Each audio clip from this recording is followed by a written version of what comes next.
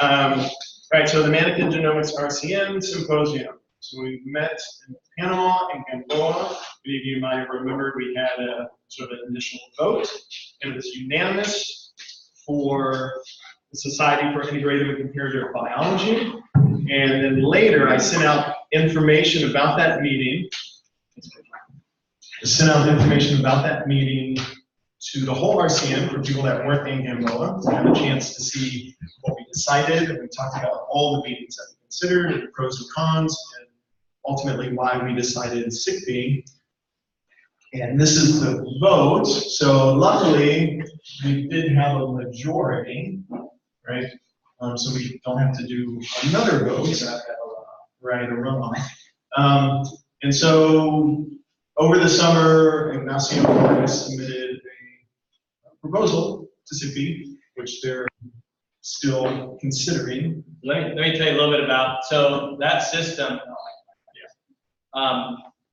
so that conference typically hosts somewhere around a dozen symposia, about 3,000 participants, about a dozen symposia.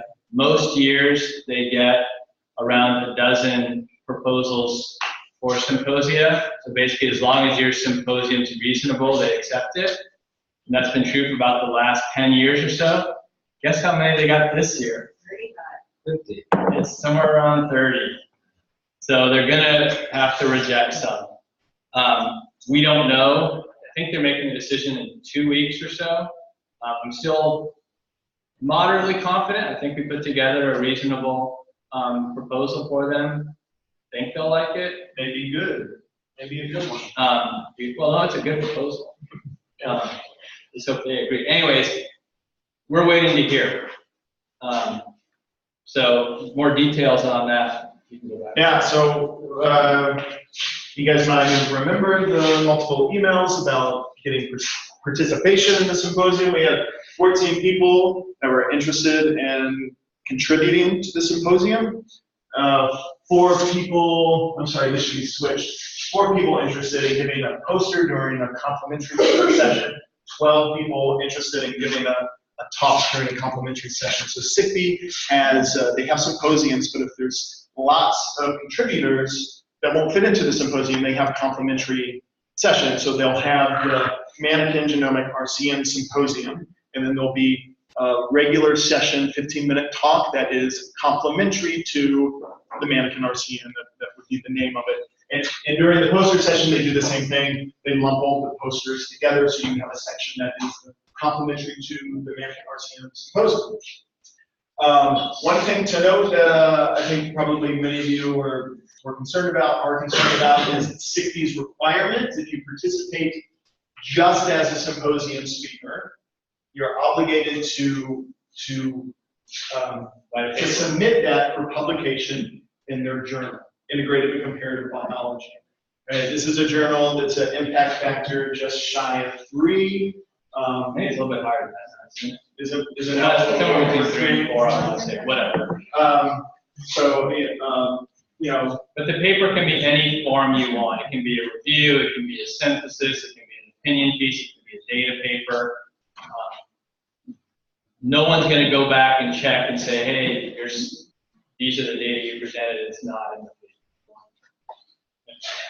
And there are exceptions where you would not have to submit a paper for publication.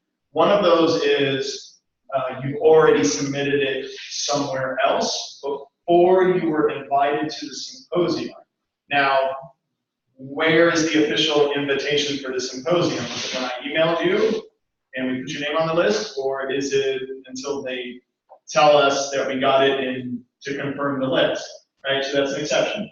Also, if what you're presenting is part of a larger whole, and it makes more sense for it to be published in the whole, you don't have to publish it on ICB.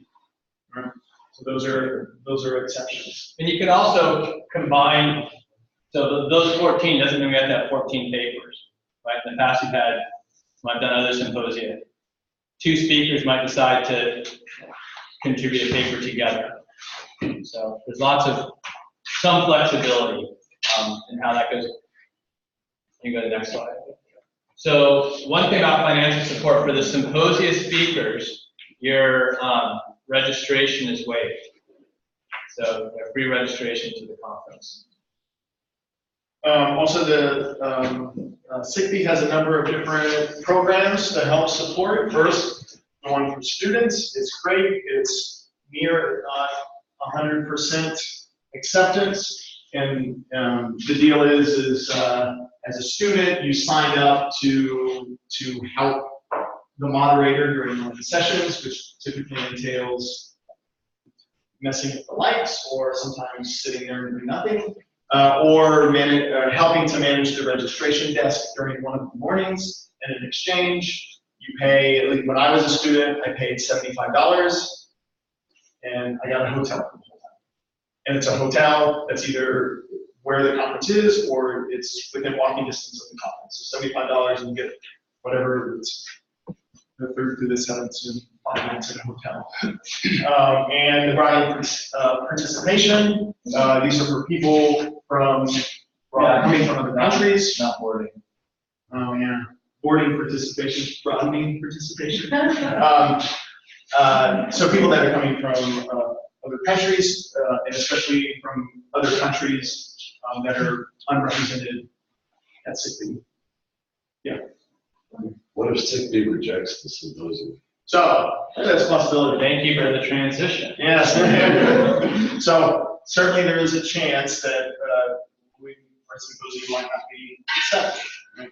So Ignacio and I also 2 days ago, right at the deadline, reached out to Animal Behavior Society. They had extended their symposium deadline to 2 days ago. And so we modified this and submitted it to them. So there's 2 societies that have it now. So SICB is still the RCN's first choice. If we hear in 2 weeks and it's accepted, we'll reach out to ABS and we'll retract our submission. If it's failed, keep our fingers crossed for ABS. And then I imagine whenever NAOC puts out theirs, we will also submit one to NAOC. The NAOC announcement will be out within a couple of days. Okay, so then we'll be doing that quickly too. So we probably will have 3 symposium proposals, and fingers crossed one of them will hit.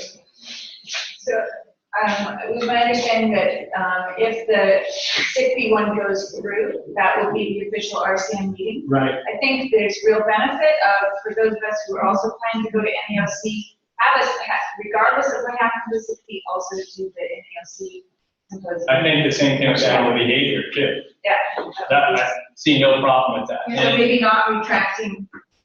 Before we retract, we will have an open discussion about that. Yeah. Very good point. And in terms of the participants in any one of these are all flexible.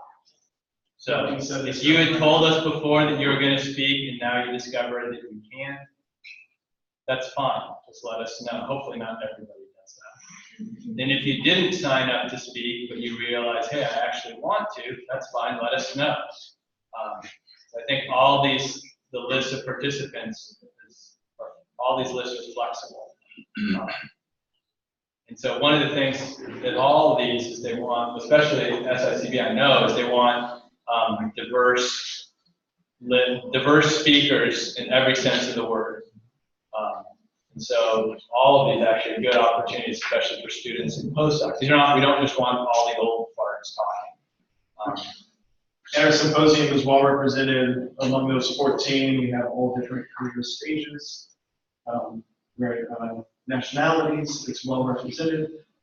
And then also, I can't imagine you would have more of a comparative and integrative group of people, and that's the name of the meeting. So I think we have a strong case, and we have all of the more than twice the number of people that are in the symposium. We doubled our number of people, and many of you don't know SICB. It seems like it would be foolish for them not to want to introduce you guys together. So I think it would be a surprise if they don't accept that. Who knows? They have 30, so they have to cut somewhere.